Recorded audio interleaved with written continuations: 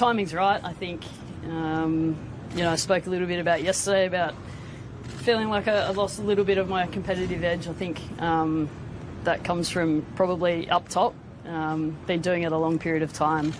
I've loved every minute of it, but I felt like every contest I wanted to be a part of and I wanted to compete, and it's probably drained me a little bit more over the years, and I've noticed that probably having to come back from injury and dive pretty deep the last few seasons has probably taken it out of me quite a lot. But I guess the opportunity to finish at home was something that I really wanted to do, and to be completely honest, if I had fought my way through to the World Cup, it's probably not doing the right thing by my teammates and probably the country as well to half-ass that opportunity. So, I think now's as good a time as ever.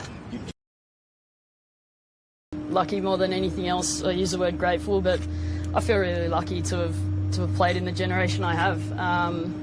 Like I said, I've met some amazing people, played with some amazing people, played against some amazing people, but I guess to be a part of a generation of success, and that's not just on field winning trophies, that's what the game looks like off field as well, and to be part of a group and an organisation that's driven women's sport in general forward throughout this decade, I think has been a really pleasing part of my career, and something I'll look back on fondly. Like I said, when you're in the moment and you're in the grind, you probably don't realise the importance of what you're doing, but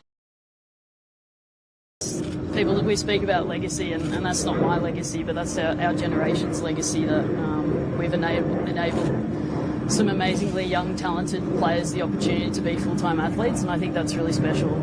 If you give them the platform and the opportunity to do that, they'll showcase some incredible things, and I think we're only going to see that, the rewards of that over the following 10 to 15 years, and hopefully, the Australian team, but also, domestic cricket within Australia continues to thrive.